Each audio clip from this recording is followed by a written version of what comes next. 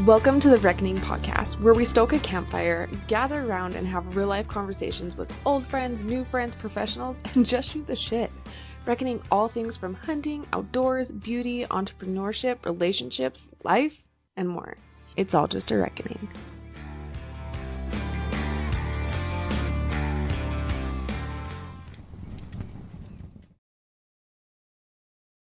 I am so excited because I am joined by, in my opinion, a badass mom, business owner, just all around girl.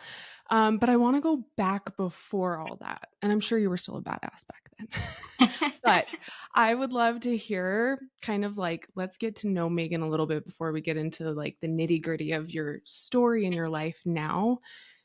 I know you're an outdoor family currently. Have you Yeah, always been that way? absolutely. So my history with the outdoors, like I remember being outside way more than I was ever inside. I grew up on a cattle ranch, off grid, so we were like pioneer status, like no power. There was a lot of times where we had no running water. We were about like 50 miles out of the closest town. A good hour drive. And so, I mean, I grew up in the hills with a gun on my shoulder and a horse under my legs. That's just how we lived. My mom was like a breeder and a trainer for American quarter horses. And that's just what we did. We ran like we had probably a couple of hundred of head of horses. Um, and so you would like wake up in the morning when the sun came up, grab your rifle, and just like little kids, I don't know how any of us never got like hurt or damaged, but we'd just head for the hills and we'd be gone all day. Like that was just, I mean, that was life. I don't remember life without the outdoors, honestly. I'm currently a business owner of a Yeah. salon. Were Yeah. you always being off grid? Did you always have like a little bit of in touch with your feminine side, even though you were, I'm sure getting up at the butt crack of dawn, like you said, horse under you, your gun, but was there still like a little bit of like that feminine side to you that For led you to sure. being a salon owner? For sure. So I'm from a family of five. I have two brothers and Mm. two sisters, and they always teased me that I was like this city girl. And I never understood it because I'm like, I live out here with you guys. I don't get to go to the city, but I did always have that side of me. Like I've always had a passion for fashion. Mm. I love to get dressed up. I love to feel beautiful. I think that it's important, as an outdoors woman to also be very in touch with your feminine side, and respect yourself as a woman in the fashion side as much as in the outdoors world. So I did. I always loved like I love to get down and dirty and be reckless and playful, and then come in and clean up, put a little makeup on, get my hair done, get a nice like outfit on. So yeah, absolutely. I did always have this draw to the feminine side of myself, and pushing myself to even push outside my limits because I struggled. I come from a lot of dysfunction, as we all do. There's Hmm. always underlining dysfunction in every setting. And so for me, I struggled connecting, um, with women. I struggled with a relationship with my mom. I felt very misunderstood by my own sisters. And so that was something that was important to me to like break through that discomfort for myself and find healing in the presence of women. And now, you fast track down the road 30 years of my life. And now I'm just empowered by women every day. I am surrounded by powerful women. I've learned how to respect those relationships, that women are very deep people. And that relationship is it takes a lot more cultivating. Um, and so, yeah, I think there was always a huge part of me that was drawn to the feminine side of myself, and a lot of my family that was maybe a little more like, invested in the tomboy journey. They were threatened by that, I think, a little bit of like, whoa, how can she do both and be okay with Hmm. both? Yeah. That's so cool. I love hearing that. And it's always fun, I think, too, when you can step back and learn that over time. I know for Absolutely. me, I went through like major tomboy phase of Yeah. just like rejecting all things feminine, like I'm outdoors. Mhm. And then when you can Yeah. also bring in the soft side to that and be like, sometimes I like to, be glammed up or wear something fun, but also like I Absolutely. can keep up with the boys just as much. Yep. Do you do you remember a moment where you were like something that you wanted to do with cosmetology? Was that experience just led you into that field? I feel like for me, it was like the thing my mom always like used against me was like, "Oh, you're gonna be a hairstylist someday," and I'm like, "No, I won't. I will not be Yeah. a hairstylist." I was actually on the path to medical. My ultimate goal was to be a life flight nurse, and so I worked really hard through high school. I got my CNA when I was a freshman, and then my MA when I was a sophomore. Like I was pushing pretty hard, but I didn't have any financial support from my family. And so when I graduated and headed off to college, I quickly learned like, whoa, I can't afford like, nursing school right now. I have to find something that allows me to pay for school that I can still be a full-time student and find this job, this kind of side hustle thing. And so I was like, I'll just go to hair school for a year. Like that's a career in a year. I can cut people's hair in my apartment at midnight. That's cool. That's kosher. And Yeah. so it was like a fast track to money goal for me. Mm. I didn't think that I would ever fit into it. Again, like the thought of being stuck in a building with like all of these girls for a year of my life freaked me out. And I dove into it as I do anything, like 110. If I'm going to commit, I'm going to go all the way. And it only was a couple of months into it that I found myself at the top of the class. And I realized I don't think I appreciated the cosmetology career until I got into it and I realized how intense it really is and what it all includes. And it was like the total package for me. It gave me this awesome opportunity to connect with people and to have a skill set that was hands on.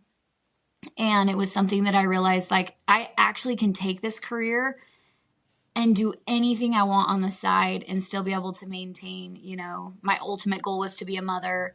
And so I'm like, I can be a mom so much better with this career. And I was good at it. And I just fell in love with it. And so it wasn't something that I think that I ever was pursuing.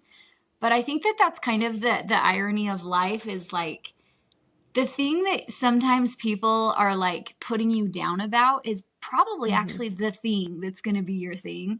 And I fell in love with it and I never looked back. Like I graduated and dove all into the industry and I never have any regrets. I absolutely love it. I mean, you're obviously killing it, clearly. But I love hearing the backstory because I think so many people see someone that's successful or a business owner, and it's so easy just to think of the here and now versus the Absolutely. like, maybe that's not even what they had planned initially. Right. And to hear your story of how you got there is just always inspiring because life continues to just throw you curveballs and you've got to just figure out how to navigate and go with it. And it sounds like that's what you did and you kind of found your place in the process. Absolutely. Absolutely. And from here, so you're going to cosmetology school. Are you dating your now husband? Where does Shay come into this picture? No, no, this is funny. I was actually dating another Shay. A Okay. different Shay, which is like again, life is so great. Um, yeah, I have like a series of crazy relationship stories I could get into, but I was doing my best to navigate this like side hustle of hair school and I was still pushing the medical a little bit. I was doing my EMT while I was in hair school. And then I had this boyfriend on the side. And it was hard because I knew that the relationship was wrong with him, but it was one of those like, we've been together since high school and we Mhm. can make this work. But his interests and goals, they didn't align with me. Like, he wasn't an outdoors person at all.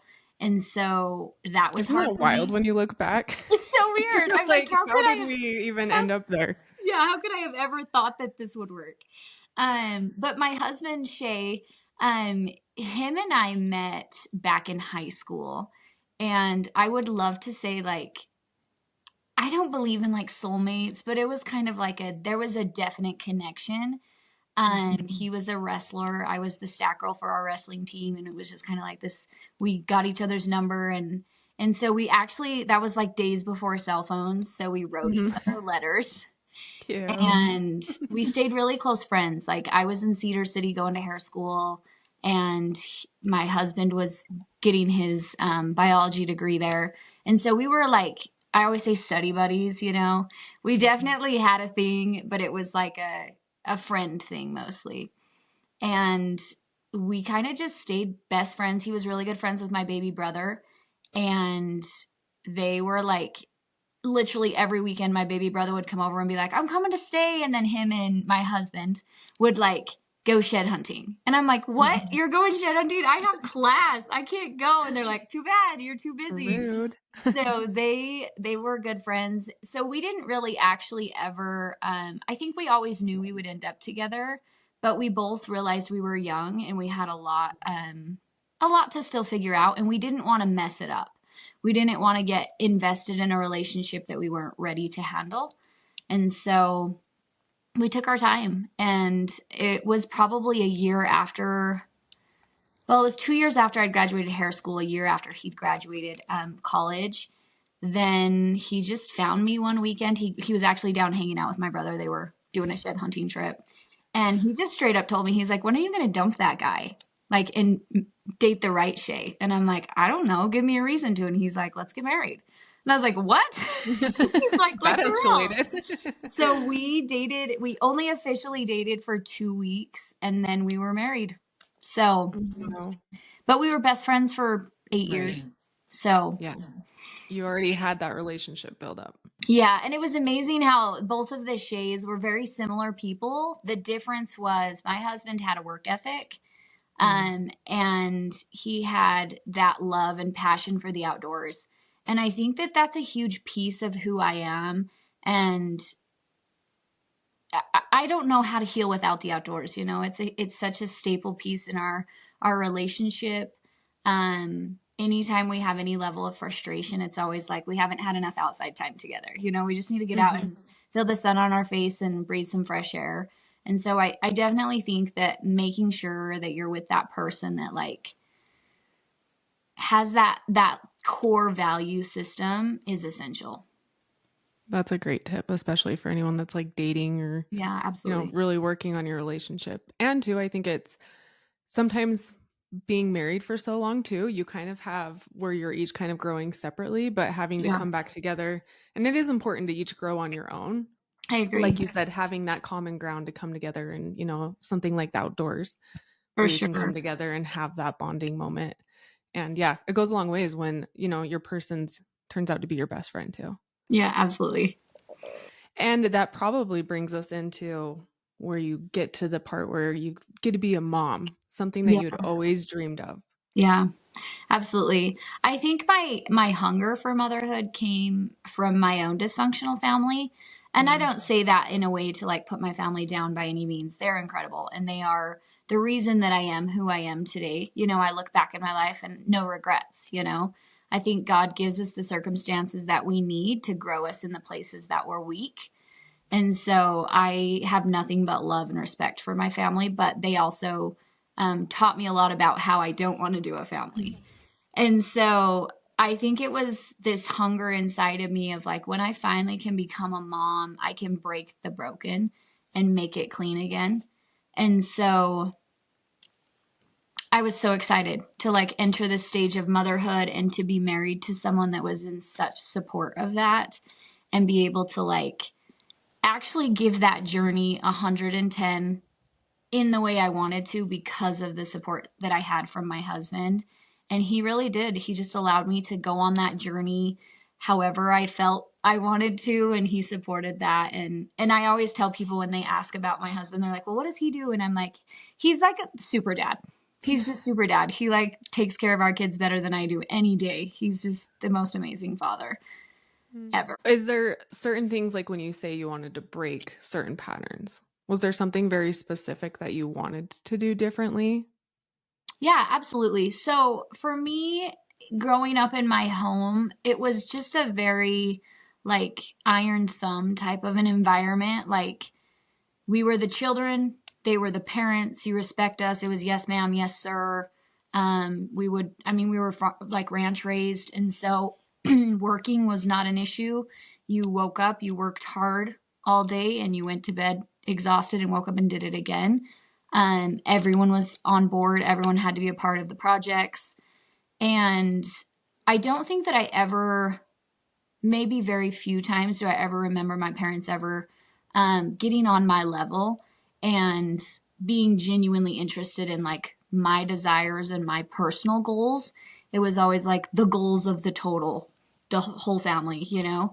And I don't think that I ever heard my parents ever say that they were sorry to me for anything. And so those are the things that I really try to bring in with my children, is realizing like, though I am my children's mother and I created their body, I did not create their spirit. That is theirs. And I do not own that. That is that's theirs to own. And it's for them to go on their own journey with. And so for me, I try, instead of focusing on like, I'm the parent, I'm the boss, you know, I really try to help my children navigate like, you're on your own journey and I'm here to help guide you on that journey and support you on that journey, but it is not my job to tell you what that journey is. And so I really try to like be on the level with my kids of like, hey, sometimes I'm going to mess up too. And when I do, I'm going to come to you and I'm going to say, I'm sorry. I want you to hear me say that I am sorry all the time. As much as I expect that from you, I need you to hear that from me. And so I definitely think like for me, I had this mindset shift when I became a mom of like, okay, my independent life is now over. And now it's my responsibility to be selfless every single day and not careless. You know, I still have to take care of me so I can take care of them, but it's about them now. You know, I think even still when I look at my parents, they're still so focused on their journey, you know, and I'm over here like, hey guys, like, you want to jump in with the grandkids? And they do a little bit, but not a ton. They're really focused on their journey. And so for me, I want my journey now to be 110%. Let me support you guys. Like, what's your dreams? What's your passions? How can I make that happen? I wake up every day to go to work, to make money, to fuel their dream, you know, because I think in my own life with my family, I think my parents thought that their dreams would be ours if we worked hard enough in their dream. But they kind of missed that boat of like, no, I have my own dreams. I have my own plans, you know? And so for my kids, I really wanted to provide this ultimate sanctuary of dream any dream, push as hard as you want to push, understanding life is supposed to be hard, and let's go for it. You have a support system, you have a safe place to land when you crash and burn, but let's get out there and let's find what makes you come alive. Yeah, I think it's always great, especially the more I talk to like, I have like my core girlfriends. And it's Absolutely. always so good to have these kinds of conversations because you realize you're not the only one that like has these thought patterns or maybe things you want to Mhm. change from generations, you know? For You're sure, like, "Oh, it's for kind of sure. nice to know like it's not just me and this is kind of how I want a mother and everybody takes little pieces of it and can adapt to that." But what I'm hearing too is like it sounds like for you is looking at them as individuals Absolutely. versus just because I've learned too, I have 2 kids. They're brothers and they're similar, they're also so different Yeah.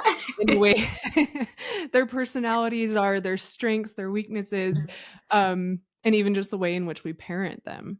Absolutely. And so I think it sounds like that is something where you're just looking at them as individuals, and I know you have all your kids are incredible and you have very strong individuals in the family as well. Yeah, absolutely. I think it's super important to have like the common ground with your kids of Mhm. understanding like, you know, I still cultivate a high level of respect in my children. Like I expect them to respect me and their father.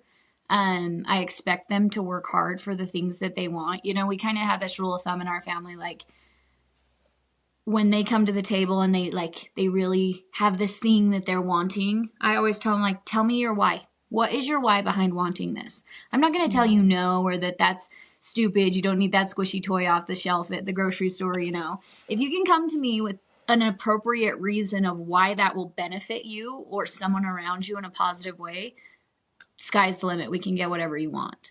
And so I just definitely think like having that established, like, this is our core value system. Mm-hmm. You're still an individual, but here's the core, Yeah, a like the respect family for, core values. absolutely, a respect for God. Like we were very big God people. And I think that's why the outdoors is such a huge piece of our life, is because that's where I find, as a mom, I homeschool all my kids. Um, I find that the easiest way for me to teach them how to respect, how to love, how to invest, all of these core values I want my children to take is in nature, and bringing that element of God in and teaching them, like, look at how abundant God is. He built this beautiful earth and he gifted it to us. Like, we don't own this land. It's a gift from God. And there's so many incredible lessons that I'm able to teach my children by being in nature with them. I couldn't agree more. We've learned so many life lessons in nature, and there's been so many experiences where even over especially this last year, I've watched my boys pull from moments that we've had outdoors. Yeah. Um, and then also, like you said, that not only the learning part of that, but like the healing part of just being able to get outside and be one with either each other or really sit with yourself too.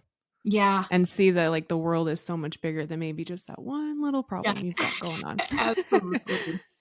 Yeah. I love that. I always tell my kids when they're having a hard time, I'm like, just go out into nature. You go find a quiet spot, go process. And so I love that you said that, just being alone with yourself. That's important.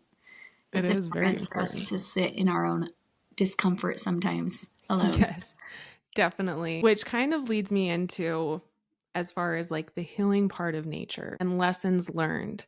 You have an incredible story with your daughter, Rawkee, as your family does. Can you share Rocky's story a little bit and what kind of has taken place and what you've learned over the last couple years? Yeah, absolutely. So Rocky's a force. She's incredible. All my children are. I've been gifted some pretty incredible spirits. Rawkee was that child that was born with this ultimate desire for discovering every part of life and all that it holds. And so she came out differently. I mean, she entered the world in her own fierce way and has remained that. The day before her accident, um, we spent that day in the hills, and I have these like the cutest pictures of her. And I remember feeling the energy was a little different that day. And obviously you never, they always say hindsight's 2020. You look back and you Mm, realize like, oh, God gave me that gift. yeah. But I just remember, I'll never forget, there was like this, we were out shed hunting and there was this little, this like dead tree, and she was like riding it like a pony. And I remember just feeling like the world was in slow motion in that moment. Just watching her, sorry, get emotional. No, no. Watching her in nature, just being, just being this beautiful 4-year-old little girl, just alive with life. And I treasure that moment of just like this time stood still. Mm. So she was in a burn accident on the farm. She was out burning fence lines with my husband, which is something we do routinely every spring, early spring, to keep all the vegetation off the fences so the livestock doesn't run through them. And she had gotten out and kind of wandered down where we had been burning. I wasn't there, I was actually at work. And the wind shifted and came down the canyon and pushed all of the heat into her. So she was never actually like on fire. She just literally started to melt. And so she was life flighted, and I'll kind of like fast track because all of this is in my book. So I don't want to Mhm. like give the book away, Right.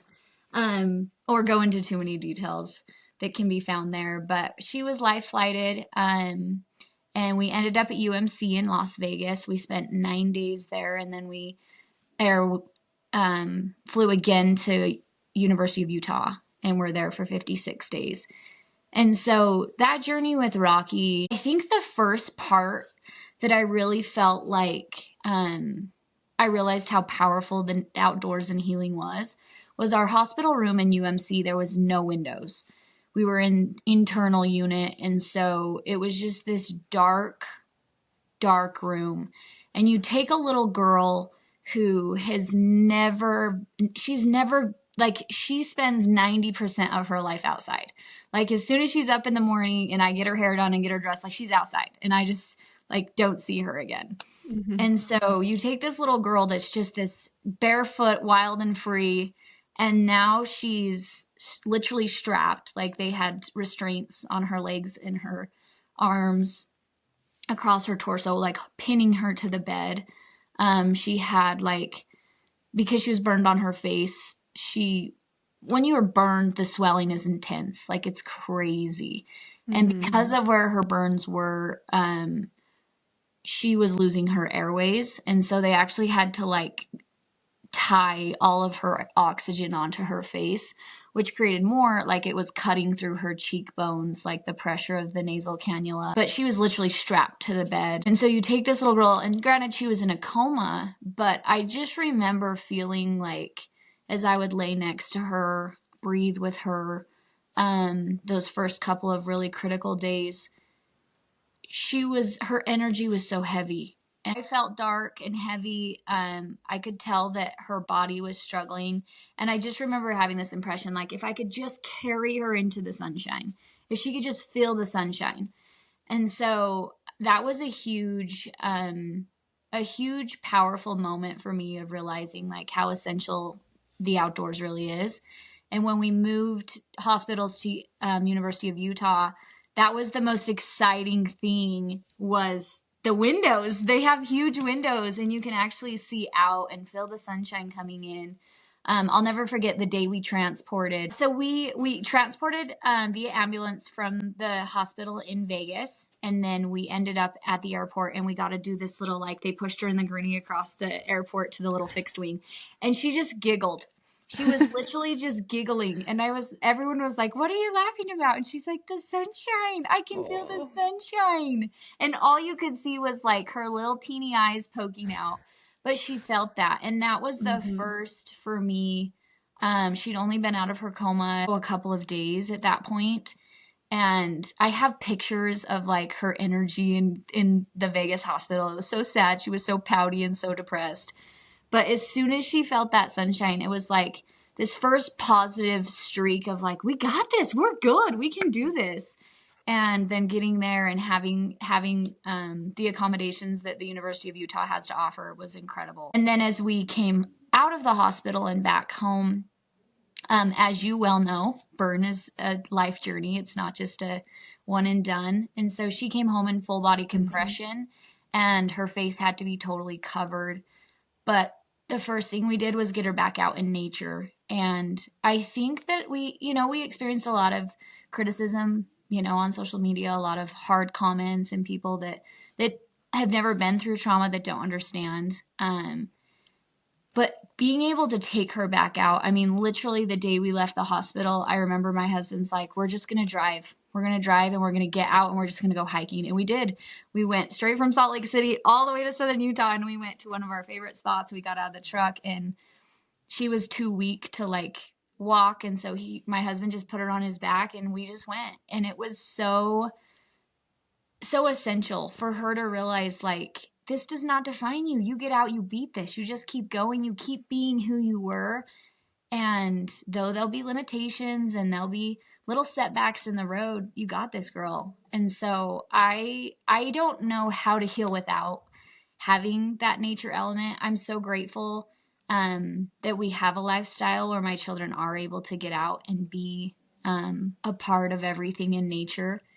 And so for Rawkee, I think that she was appropriately named, though we had no clue. She really is somebody who appreciates the little things in the world. And her journey has taught me countless lessons. She's inspired our entire family that life is going to be hard, and it's going to be full of trials and challenges. And that's okay. You just get out, you keep going, you never quit, you never give up, and you go all in with the thing that you are passionate about. And your scars do not define you.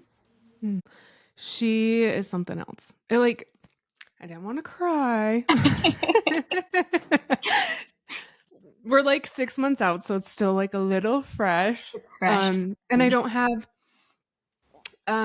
someone that like gets it, you Yeah. know? Yeah. Um so with that, like her story is just so incredible. And I know it's just always talk about how, and I know you're big on this, so like how God kind of planted those seeds and always had something lined up for you. And I remember seeing like a year ago, I believe Weston MacArthur, he's come on the podcast, was doing a shed and tell for your guys' Uh-huh. foundation. Yeah. And so Cody and I started following the foundation Mm-hmm. because of the shed and tell. And we were just so inspired by Rawkee's story. And we remember seeing it going around when it happened. God has a funny way of like putting people Yeah. in your life just at the Little, right it's time. like the bread trail. Yeah, you never know. So, following Weston and then just being part of the outdoor community, which continues to blow my mind. Just Absolutely. how incredible they are and like rally behind people. And I know you said when I decided to share River's story that it was sent to you. Yeah. And as you know, you get so caught up, like you compartmentalize everything Mm-hmm. and trauma. Like as a mom, you all of a sudden like stone cold, Yeah. completely just like my focus is him. All this is going to the back. Yeah. Absolutely. And you were the first person that referred to him as a burn survivor. And that was the moment. This was on a Friday. It happened on a Sunday. And I remember that was like my oh shit moment. Yeah. Like I pushed all that to the back. Like I always kind of knew like there was a chance, you know? Like Yeah. I thanked God my family reacted the way they did. But to have someone like you take time out of your day while Rocky's getting surgery to come up and just give me a hug Yeah. as a mama that gets it, and you gave me that space to cry and to like truly be like, he is a warrior. It was so good and healing for me, Megan, and I appreciate that. It also like opened my eyes Yeah. to like where we were. And so I want you to know that. I truly appreciate you taking the time to come give me that hug and to tell me it was okay to cry because I Yeah. hadn't. It was just like, no, no, no, no, I can't. Because when you watch them going through something so traumatic and so hard, it's like, how could I be the one to To cry cry? right Like now. I have to be tough. Like, and so to almost get that permission from you Absolutely. was a lot. And I appreciate Mm-hmm. that. I thank you for that. And to know that like Rivers is like, I have a burn buddy now, to know he's got Rawkee if we ever needed to reach out. Yeah. But I share all that. I didn't mean to go on a tangent. This episode's not about us. But I share all that because you clearly are so good at taking a circumstance, out of the worst, like the worst circumstance you can think of, making the best out of it Yeah. and using it as a way to share her story, your guys' story, because Rawkee has her story, but you guys all individually have your stories inside of that as well. Absolutely. Um, but you were really great at giving me advice too. Mm-hmm. And I appreciated that. I knew you and I would vibe because you were like a no BS, like, listen, I'm just going to shoot it to you straight. And I was like, do, because I don't want anything sugar coated because I would rather be like worst case scenario and then like not Right. deal with it. Right. And so I appreciated that because I was like, okay, good to know. You Yeah. were able to give me the like, okay, going homes, get ready for going home. You think it's tough here? Like, Mm. wait till you go home. And so I appreciated the advice you gave me moving forward. Is there some advice that you could give to someone that's maybe just coming home after a traumatic experience with their child? Mm-hmm. Um, Definitely. I think the most important thing to remember and to take into your heart when you go through trauma is a couple of things. First of all, and this was kind of the purpose of the book that I wrote, is I wanted people that have gone through trauma, that have lived through trauma, that haven't experienced trauma yet to understand trauma's messy, and it's Mhm. supposed to be messy. I think especially people like you and I, we're very organized people. We're very passionate about the things that we do. And trauma is not something you can control. It's something that you jump inside of, and you have to be strong enough to battle it. It's a battle. And so I think my greatest advice would be, first of all, give yourself grace. Meet yourself where you are on the daily, because you're going to have days where you win and you're going to have days where you just can't get ahead of it. You just can't. And so definitely give yourself grace, meet yourself where you are. And then go into it with the mindset of like, every pain has a purpose. Instead of sitting and wallowing in like, oh my gosh, this happened to us, this horrible thing. You know, one of the first corrections I made in burn ICU with my own daughter was when one of the nurses or one of the team or one of the staff would come in and say, oh my gosh, I'm so sorry. I would say, no, please do not say to my daughter's face that you are sorry for her, because she is fine. She is fine. God gave her this challenge because he knows she's strong enough to take this on. We are not sorry that this happened. This has been the greatest gift that has ever happened to us. I think channeling that energy of like, every pain really does have a purpose helps you shift gears in your mind of like, this is happening for a reason. Now let me look for the lesson in the reason instead of the hurt. Mm. And then when you go home, I mean, especially when you're dealing with taking a child in trauma, as the parent, they look to you. Like, they're looking to you for advice, for counsel, for direction. And so if you can't be grounded in yourself, you're going to be misleading to your child. And so, like I told you, give yourself permission to cry, but cry in appropriate places. You know, Mhm. don't stand over your child when they're enduring wound care and be a weeping mess. Like, get your crap together, girlfriend. Like, Yes. go wake up early, go in the bathroom, Mhm. cry it out, Yeah, the and bathroom then, was my place. oh yes, it's a sacred, sacred place. I write Yes. about the bathroom in my book. It's a very sacred space. But then put your makeup on, pull your hair Mhm. back, and come out and be a warrior for your child. Show them you're strong enough. If they can lay in that bed and take that, you can stand by the sidelines and support that. And then when you come home, I think creating a routine of normalcy again. You Mhm. know, don't put a bubble around your baby. Don't be like, oh, you're broken, you can't do that anymore.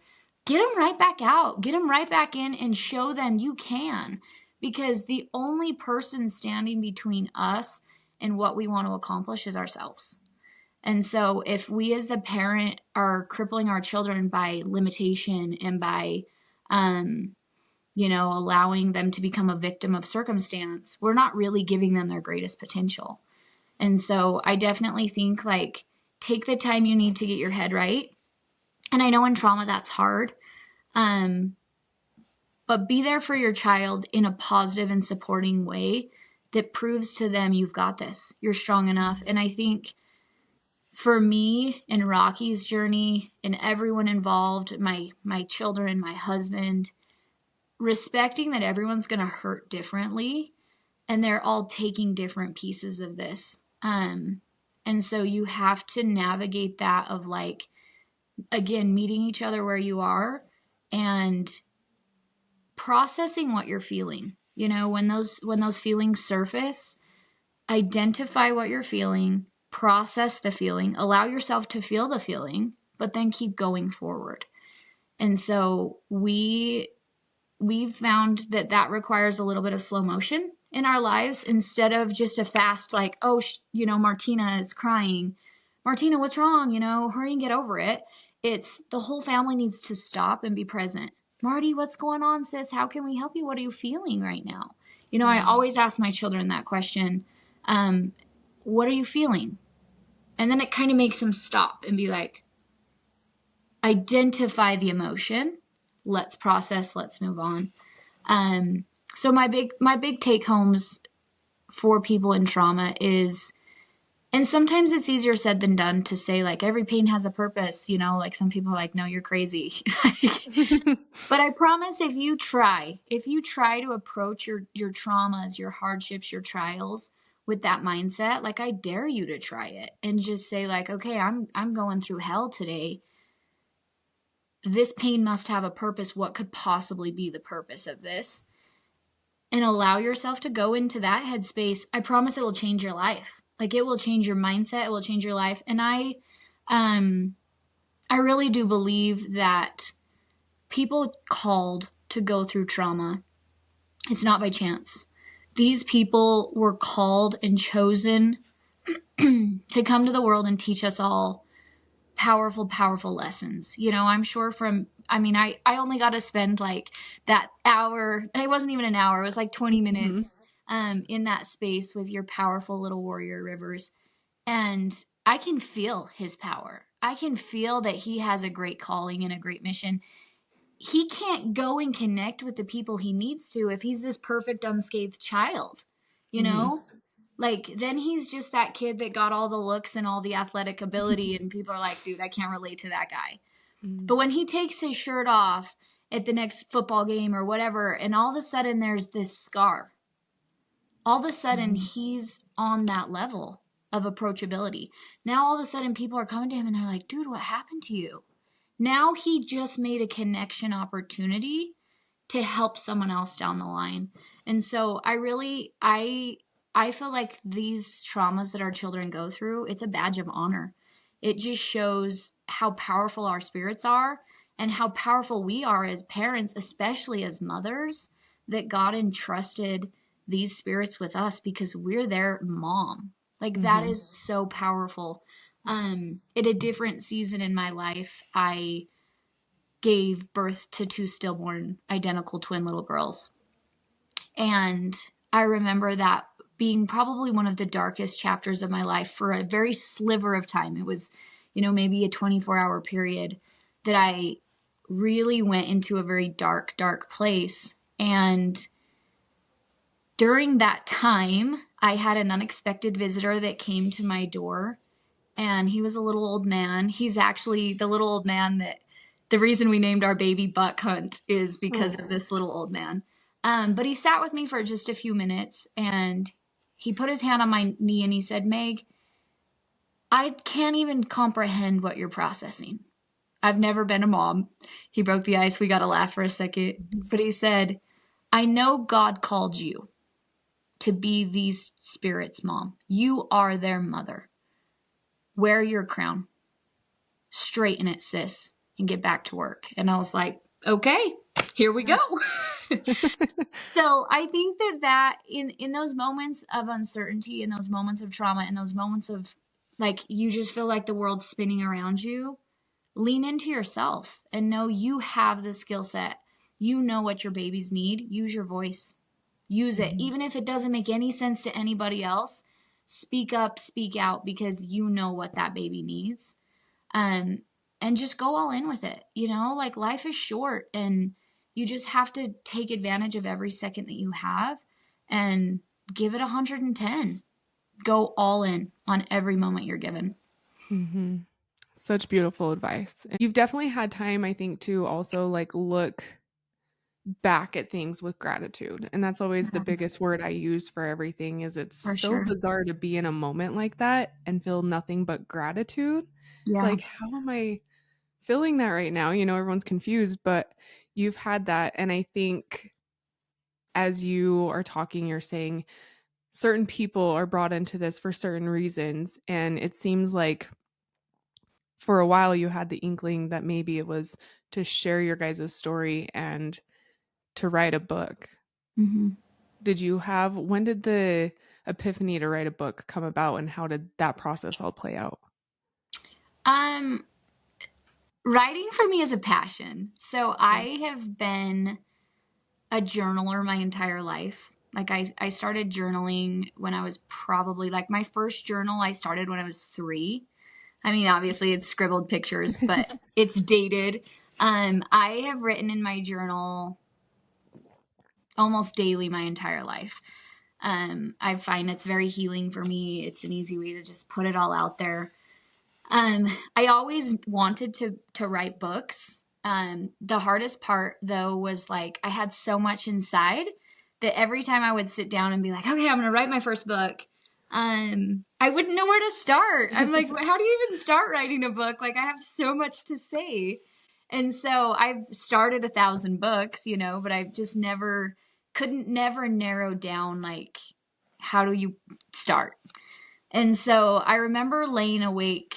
I never sleep. You can probably relate to this. I never sleep the night before a surgery. Even still, I, go through the routine, shower Rawkee, get her all prepped, braid her hair, because I know in the morning we have to wake up and she can't eat and she can't brush her teeth. And I want her to feel as beautiful as possible going into that. And so I take as much time as I can. We paint toenails and fingernails and we do all the things. And then I just hold her.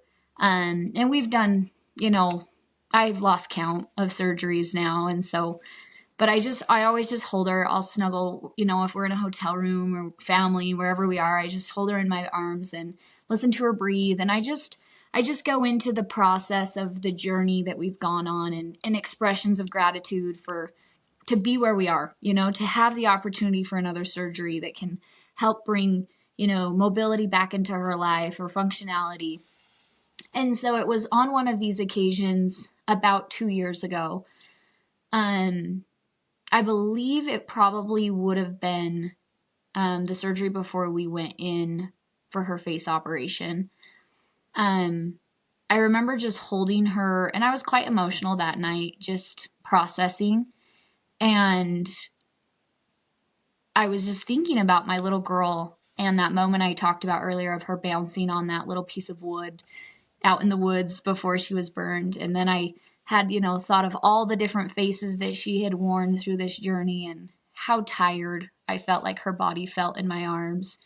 And I just heard that phrase in my mind, 1,000 faces.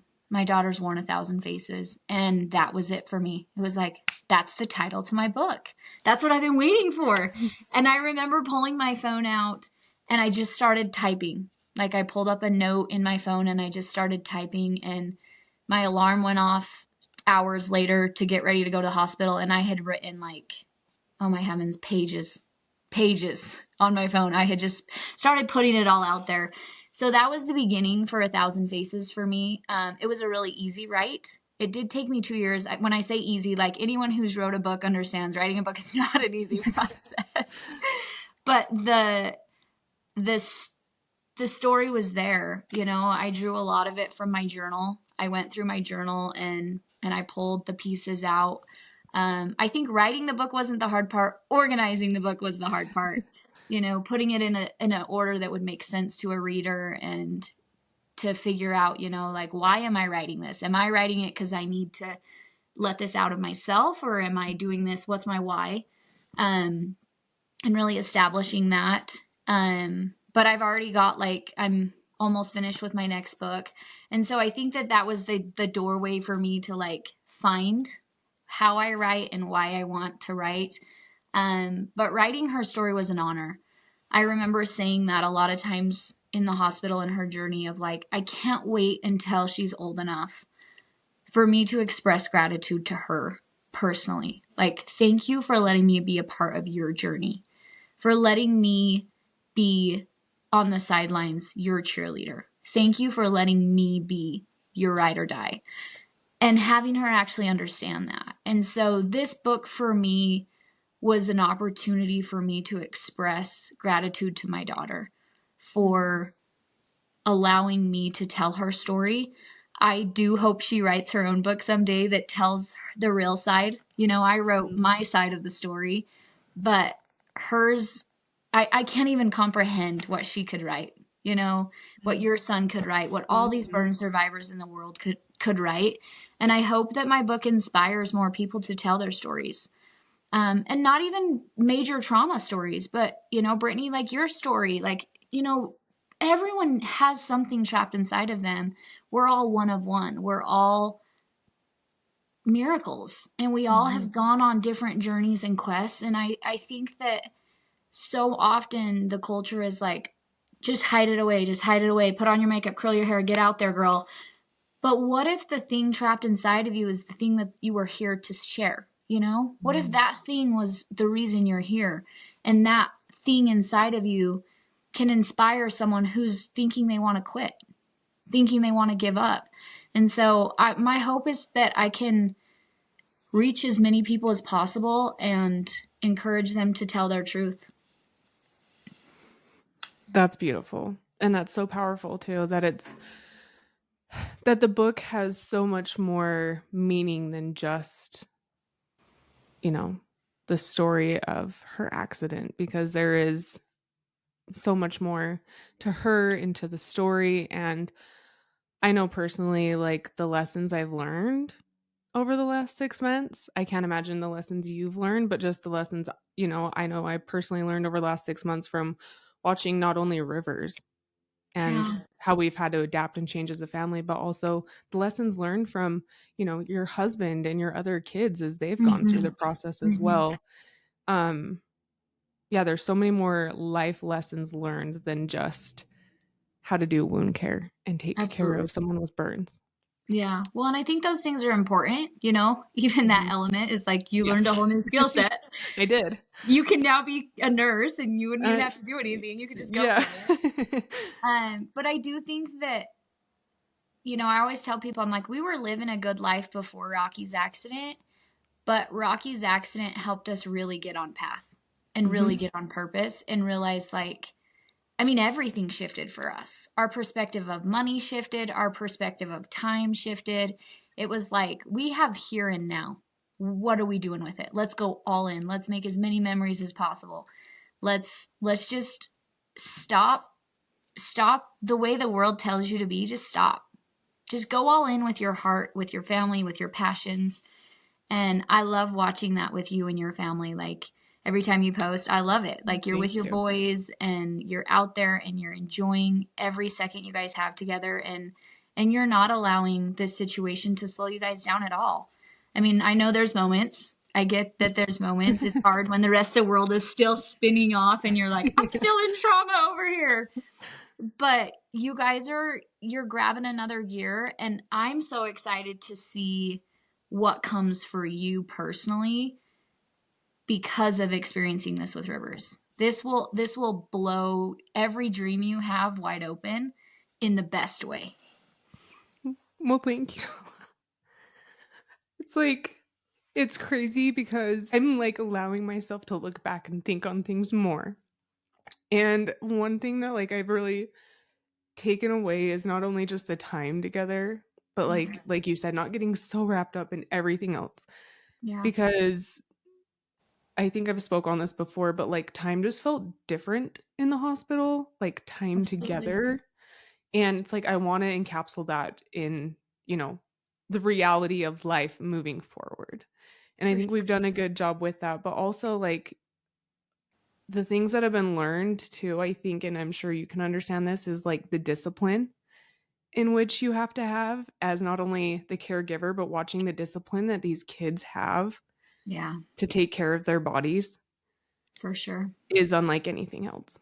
Yeah, There's not grown adults that I think can do that. And to watch them be so disciplined with that and knowing that they need to, I think has really shifted our mindset too, um, as a family, and even just taking that, into business and what we want to do in the future. absolutely. Absolutely. There's just so everyone kind of knows, like a little quote out of the book to give you an idea, and Megan said it beautifully of what she wants to do. Is it I just loved this part, is it's a story of a little warrior who completely changed your life and perspective of what is possible. And that's definitely kind of what we're saying here, is the warriors that are out there, and Rawkee she's like the queen of all those warriors. I could just see her like battled up and ready, just out on the front line, leading the way with a plan. Oh, yeah. I mean, honestly, like our foundation, I have a pitch reel that's on our foundation page. You can go watch the video. It's right up on when you go into realauthenticwarriors.org. It's like right there the video starts to play. Um and I talk about kind of our purpose behind the foundation, and it really is to build Rawkee a stage for her to stand on because she's so tiny. I got to lift her up so people can see her. Yes. But to gather people onto that stage, because there is a powerful undercurrent of people. going through crazy hard things, like things that people are going through right now. Like, I'm 32 years old and I have never broke a bone in my life. Like, I've never gone through trauma. Like, even losing my babies, like, though that's a journey all of its own, my body was built to do that. You know, it wasn't this big ask of like, you know, it hurt my heart and my mind, but my body itself, you know, I've never gone through trauma. And so that's where I see things that are happening to these kids and I'm like, there's a reason for this. They're not just going through this crap for like just because that's how it's supposed to, like, they have to go through this so that they can bring this next element of like, I thought my life was hard. Oh no, like they're gonna show up in hard we haven't even seen yet and thrive. Yeah. And so I cannot wait to see the powerful force that keeps in motion with Rawkee and her story and other trauma survivors, and just watch them on their path because they're the ones actually living through this, you know? Yeah. And the Yeah. respect of their bodies, you said that about your son, and I see that with Rawkee. You know, she talks a lot about how she worries about her body because it works so hard for her. And I always am so grateful for the perspective she teaches me daily, you know, of like, do I value my body that way? Do I appreciate what my body does for me? And I think it's a message for us as women, you know, like I think a lot of times we get really caught up on like the trends or this or that, you know, and I think that's all good. I think it's essential for self-care, but more people need to be in the gym. More people need to be getting physically fit. Actually take care of your body. It's aging. You know, teach it can still be strong. Teach it can still be powerful. I think the beauty stuff is important too, but what products are we putting on our faces, you know? And just be a little more mindful about like, be intentional about the care of your body, not just what's trending on TikTok, but like, what does your body actually need from you? Give it those pieces. Yes, it's so true. And the individualization of that too, Yeah, because absolutely. everybody's so different in what their body needs and yes, taking Hmm. care of it. I'm like, I can't tell my son to like, you know, let's make sure you're eating well. Let's make sure every day we're doing your wound care and putting Yeah. on your lotion and doing your stuff. And I'm like, but then like how hypocritical am I if I'm not Right. doing my physical therapy and Right. taking care of my body and taking my vitamins?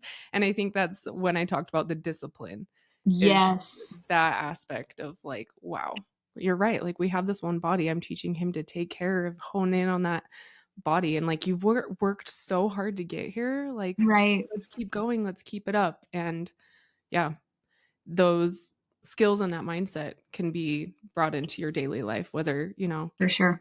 you've had trauma or not. You mentioned the Raw Foundation. How did that get started? Was that just through, was that like Rawkee wanting to do something more, you wanting to give back? So you'll be able to relate to this for sure. You hit a point. I'm always like a pay it forward kind of person. I'm always like if someone does a good service to me, I'm always that I'll write you a handwritten card and put it in the mail, you know. And I remember, you know, a couple weeks into our journey in Burn ICU, and I remember getting so frustrated one day. And I was like, I can't keep track. There's packages by the hundreds coming in here. There's people donating money on our GoFundMe. Like, I can't keep track of all these people. And I was angry that I wouldn't be able to say thank you.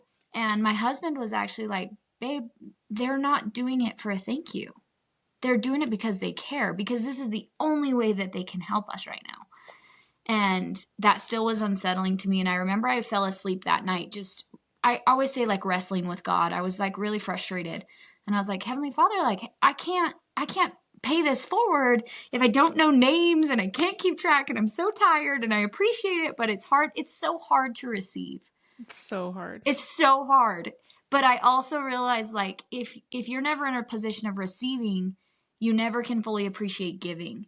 And so you have to put yourself in both places. But I even still to this day, I'm like, nope, I'm good. Like I can do it myself. But I found myself in that space and I kept like a journal by the side of my bed through the whole experience. And any second I would get to just jot down thoughts or feelings or ideas, I just write it down. And I woke up the next morning and I had this whole page and it said raw at the top, real authentic warriors. Like, I had this powerful experience in the night of like, this is how you pay it forward. And it just came all right there. And raw, is short for Rawkee, which is, abbreviated for real authentic warriors. And I remember I was so excited. Like, I was ecstatic. I like ran into the hall because the director of the unit was like walking by and I'm like, Brad, I'm going to start a nonprofit. And he's like, Meg, let's get you out of the burn unit first. Yeah. He's like, I cannot tell you how many people get so hyped to do something when they're here and then they go back into the real world and trauma swallows them. And I told him, I said, no, I'm going to start this nonprofit. And so I held on to it. And when we got out of the burn unit, like, I think I actually started registering the entity while we were in the burn unit. I found out later it was a miracle that it even went through that quickly because it generally takes forever to register a 501c3. It's a nightmare, but mine went right through. So I'm like, it's a God thing. Yep. So we got out of the burn unit and I had this nonprofit and I was like, okay, now what? Like, okay, I have this entity structured and our whole goal is like, I just want to like pay it forward. I want to help burn trauma. And all traumas, not just burn, but all trauma, because I'm a trauma survivor because of Rawkee. All of my children are now trauma survivors because of their sister's story. And so they're hurting in different ways. I want to help people like that. And so I started to like jot down different ideas. And I remember sitting down with Rawkee and I was like, Rawkee, this is your foundation. What are we doing with it? And she instantly was like, well, first thing we got to do is we got to do better hospital gowns. And so she instantly had this list of things that like, if I had had this, I remember a couple days into Rawkee's University of Utah stay, I like left the hospital and ran down to like TJ Maxx and just bought out the rack of all little girl clothes because I was tired of seeing her sitting in a hospital bed in a nasty hospital gown with just, like just sitting there. I know how good I feel when I wake up, I put my makeup on, I do my hair, and I get ready to go. So every single day we implemented this, like she could pick her outfit. It was just a big t-shirt, but it had unicorns and rainbows and it was bright and we did her hair every day and it gave her that boost. And so she wanted to give that boost to others. And so that's kind of where the foundation started, was the Raw Box project. And Rawkee came up with the whole thing. It took a lot of organizing with hospitals and units to create it in a way that it could actually get inside of a ICU unit. But the Raw Box project was our founding idea. Our launch project was the charity dance video, which you can find on our website. And that one, we had been out of the hospital, not very long, a couple of months, and we received a phone call. This was during COVID. COVID actually kicked us out early. There was this little girl named Charity, and her story was so similar to Rawkee. Same age. She was way more burned than Rawkee was. But because of COVID, her family couldn't be in there with her. And so Rawkee and her established a relationship on the phone and on Zoom. And Rawkee would kind of help walk her through her wound care and be a support system for her. And when she passed away in her last surgery before she discharged, I was devastated. Like, how do I tell Rawkee? Like, this is her first burn friend. How do I tell her you don't ever get to meet this girl? And when I told Rawkee, she's like, Mommy, I want to do a dance for charity. And so in my brain, I'm like, oh, perfect. We'll go to the dance studio and I'll hold my phone up and we'll film something. And again, like, it's a God thing. God had a much larger plan. By the end of that project, we had a team of over 100 people that were invested in the journey. We had camera crews. My photographer that shot that day, he came from Salt Lake. I mean, we had people rallied from all over that came to create that video that we put together. Again, you can watch that on our website. But that kind of sparked this whole other side of the foundation that was, there's so much good that needs to be blown up on our feeds. on our social media, like let's put out powerful content. And so we try from then on, we try to do one big production every year, a musical production. We did a music video with Alex Boyer last year. That was our big project last year for the production side of it. This year, we're working quite closely with another warrior survivor, burn survivor. I can't say much about the project because it's kind of quiet, but definitely be ready for this one. This one's going to be massive. This is going to be a really cool project. A lot of people probably are aware of this story, so when we launch it, it'll be really healing and hopefully motivating for a lot of people when they see that project coming. But it's Rawkee's, you know, I let Rawkee headgate it. Obviously, I legally have to be in control, but I've told Rawkee, as soon as you turn 18, you will be the president. You know, you will be the director of this foundation because you actually know what these people need. I can guess from the sidelines, but you know what they need. And so Rawkee really does, it's hers. She's so invested, and she went and keynoted at an event this last Saturday for people. She just loves it. She's all in. Cool. And it gives her an opportunity to tell her story, but her story isn't what people see. You know, I'm sure you're seeing this with Rivers, like their scars are just a part of their identity. They don't feel like they're any different. We look at them like, I already have scars. Yeah. He's like, this is no big deal. Yeah. And that's the cool thing, is they bring this energy of like, on the outside looking in, we're like, wow, you've done so many hard things. And they're like, no, I'm good. Yeah. And that's the resilience of a child. You know, it's sure powerful. And I think we just need to tap into that as adults more often. Like, bring back your inner child. When did you stop playing in the sand? When did you stop laughing? You know, go back to that. They don't wallow like in the feelings, you know, they have their moment. And I know you guys have a great saying about having like a bad moment, but not a bad day.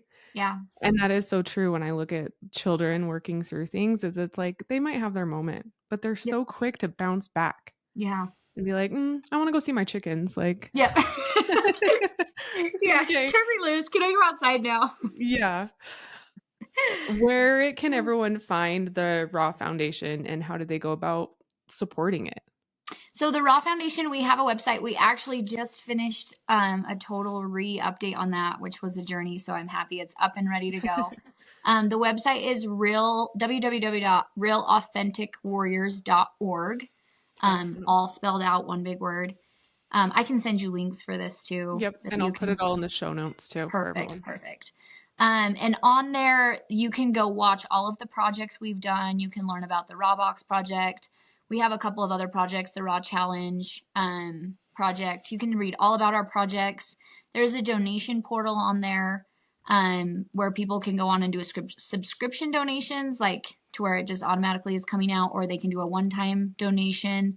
There's also at the very bottom of our page a place where you can just send me an email if you're like interested in getting involved in a project. We try to allow, when we're organizing, you know, the music productions, or we're going on tours for any reason, I open it up to volunteers that can come, that just want to be a part of the energy. We do Foundation Friday at my salon, where we usually have like packaging raw boxes going on, or people that want to come sew hospital gowns. I always tell people, I'm like, just because I founded this foundation doesn't mean I own it. It's an unowned entity for anyone who needs a platform to serve.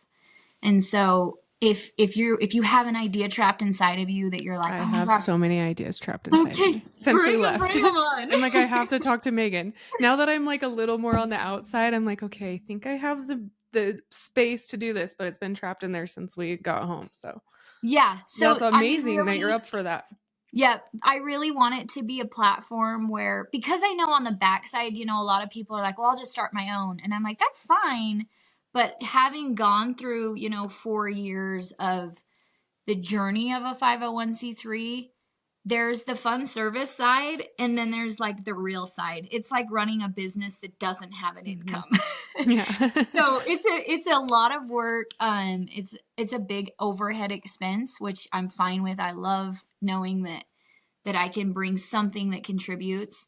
But allow us to be an umbrella for you and your projects and your passions, anyone, out there that has an inkling of an idea. At Christmas time, we open up a lot to, like this last year, we did kind of a quiet Christmas giveaway where I had received a whole bunch of people that were like, hey, I know of this family. I know of this family. And so what we ended up doing is we just sat down with our financial team and we sanctioned out a set amount of money that we could distribute to each of these families. And then I reached out to the people who had submitted them and I gave them that money and said, I want you to go and get the Christmas that this person needs. And so we were able to do anonymous Christmas for a whole bunch of families. And that was so fun. It was just a fun way to be able to distribute that and allow other people to go and have that giving experience without having to stress about like, oh, my family might have to go without if we do this. No, the foundation can step in and help. So I always tell people, like, we'll take your money, bring me all your money, because we can take all of your dollars, break them down into pennies, and bless so many lives. So every dollar that is donated gets distributed as largely as possible into as many facets as possible. That is so incredible. That makes me, it like gives me a form of excitement. And that is something you were saying that you had told yourself is you had to allow yourself to accept things. And I do remember a moment in the hospital being like, and I don't know what to do, and like GoFundMe, and like I don't like it feels like a lot and overwhelming. Yeah. And that was something you said to me that was very powerful, and I passed on to Cody too, because he was obviously having the same feelings, and that was allow yourself to receive right now, and then one day you'll pay it forward. And I was like, sure. Okay, that I can do. So I love hearing that is now what you are doing, and in such a big, beautiful way too. And with Rawkee's help and inspiration behind that all, you are super busy, clearly. Not only being a mom, a wife, a salon owner, and also running a foundation. Are there any tips you have for anybody that is just busy with life? I think a lot of times when you become a parent too, and you have kids' sports and work and all the things, do you have any tips for the working parent out there? Maybe the business owner? Yeah. Don't give up. Don't give up. I always tell people, I'm like, when you are to that point where you're like, I'm exhausted, I'm done, this isn't working, that's when you got to grab another gear. That's when you have to keep going all in. But pace yourself. I definitely tell people, like, meet yourself where you are every day and focus on like good, better, best. I wake up every day and I'm like, good, better, best. Here's a lot of good things. Here's a lot of better things, but what is the best thing I can do today? And then do that thing 110%. Go all in. I think focusing on the task that you're doing, for me, like whether it's the dishes or it's changing the diaper or running payroll or hiring the next employee or, organizing the next project, whatever is on my to-do list that day, I have to do that 100% or I failed at that task. And if I failed at the task, I failed at the experience. And so focusing on that task, if you're washing the dishes, do the best job you can do at that, If it's wound care time, just be present right there. Put your brain in wound care. Don't think about like, oh my gosh, I got to do this, I got to do this, I got to do this, because that's an energy that you're transmitting. And so just focusing and being 100% where you are, and then get creative. I have a lot of people ask me all the time, like, I don't know how you do everything. And I'm like, oh, I just don't sleep. Which is true. I don't sleep a lot. But I really have shifted my expectation of like, I think sometimes in our brains we're like, okay, I need to be in my office to do this, and then, I need to be. For me, my husband teases me. He calls it my office, and I just carry it in whatever big enough bag I can find, and it goes everywhere with me. I take advantage of every second that I have. And so when it's like, okay, I got to run to drop the next kid off to the next thing, that means I've got 45 minutes. I've got kids in the car. So I'm going to find them an activity. I bring crafts in the car. Like, my car is crazy all the time. I don't worry about how dirty my car gets, because I'm like, I'll bring crafts. They're going to be productive in the back seat. I'm going to quickly jump on Marco Polo. I'm going to work really quick with my employees. I'm going to Marco my accountant, tell him this and this. Get creative with the time you've been given, and understand, like, you're going to have plenty of time to have that bougie little office space where you got your drink and all your things, and you can be perfect and cozy. But today, you don't get that. Today, you're in the car, you got your babies, you never get this time back. So be present with your babies and let them see you hustling. Let them see you gutting and grinding right where you are, and understanding, like, mommy can still work and take you to sports. Mommy can still put you first and still hustle on the side. And so I think just don't get lazy. Don't allow yourself to categorize, like, oh, I have to be in my office to do that, or, oh, I have to put the kids to bed early tonight so I can do that. Like, do it all. Do it all at the same time, but pace yourself and be present in the task that you're in, so that you can keep the flow in the right places. And then I think establishing, like, what is your categories, what is your big stones and what is your little stones? For me, you have to put your big stones in first. And for me, my big stones is my relationship with my husband, my relationship with God, and my relationship with my children. Those are my top 3 non-negotiables. Anything that gets in front of those can wait. So as long as I have my big stones in first, then I can filter in as many little stones as I can. But really establishing that for yourself, like, what are your non-negotiables? Make sure every single day those are in line, and then go to work with whatever free time you have after that. Smart. And then you can lay down at night without that guilt too, For sure. which I think helps keep the momentum going. Yeah. And you're going to have days where you totally fail. Like, Yeah. I have days where I just, like, yesterday was like a fail day for me with that. I'm redoing my online brand. I just launched a brand called BU Lines. It's a big hair brand. We do hair extensions and lash extensions. It's for the beauty professional. And I was redoing my entire store last night and all day yesterday. And so my kids were like, Mom, can you come ride dirt bikes? And I'm like, no, I have to get this done. And they're like, Mom, can you come? All day I put them off. And when I went in to tuck them into bed, it was one of those moments to go full circle. And I told them, I said, you guys, I'm so sorry. Today, Mom had to just buckle down because I procrastinated. Like, it's time to launch this thing. The whole team's waiting on me. I had to do this.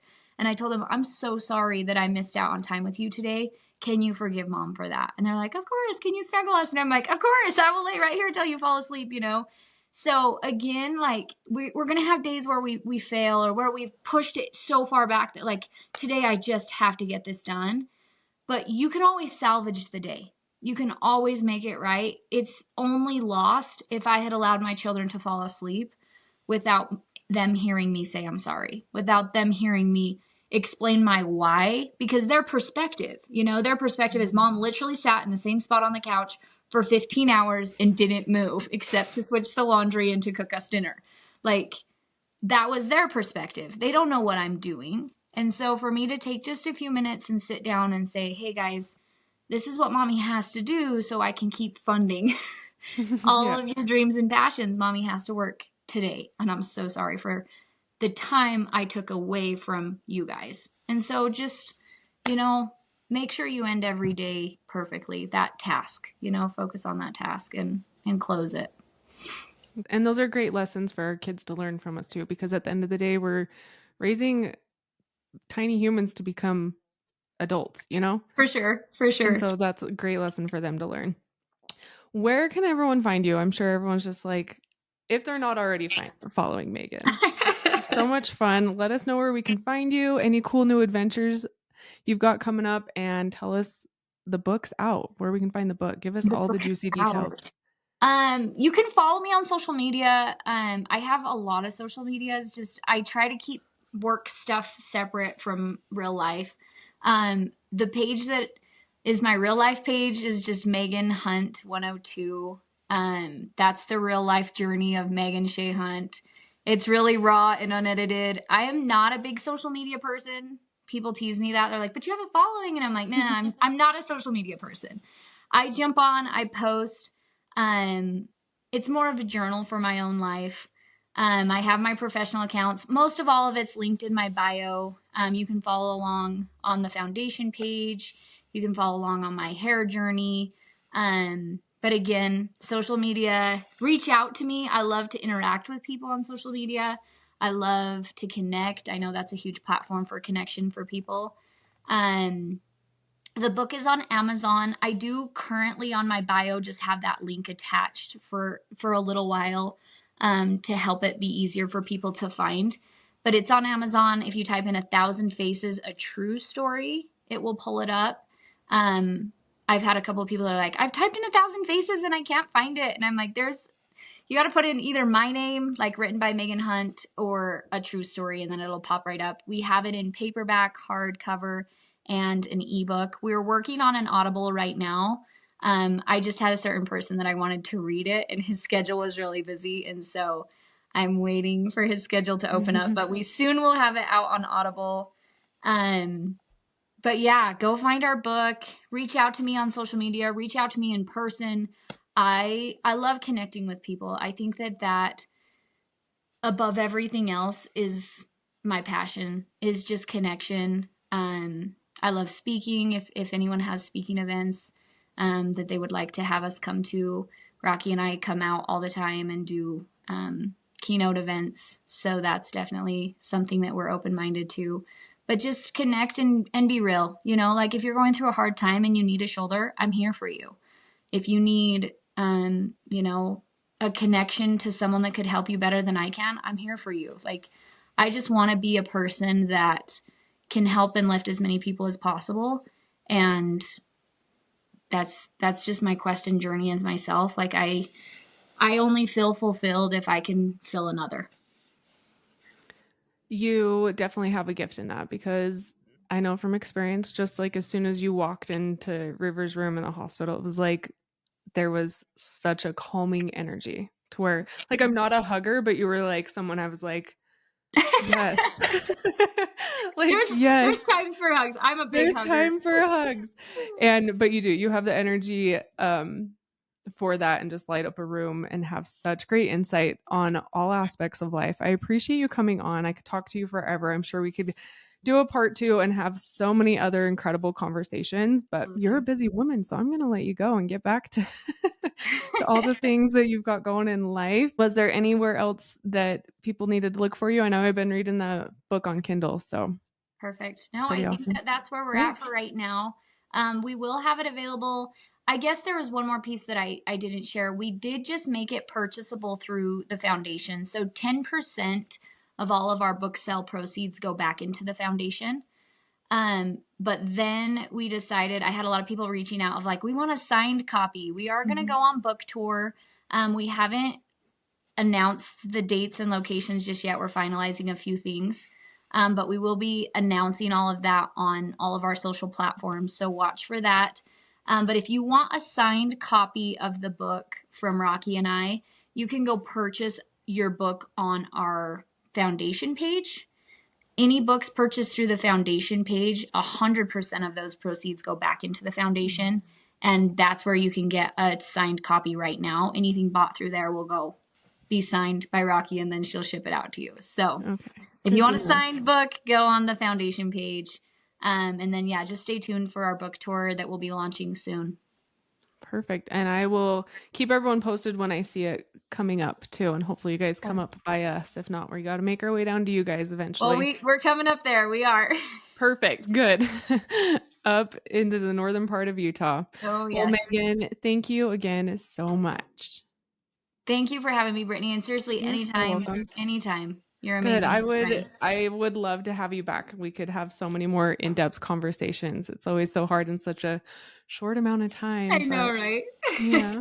And I apologize for the ugly Kim Kardashian tears. I'm like, no, crying is a beautiful journey, my friend. It is, but when I'm trying to like move forward, gets all ugly trying to suck them in. No, you're But fine. I appreciate it so much.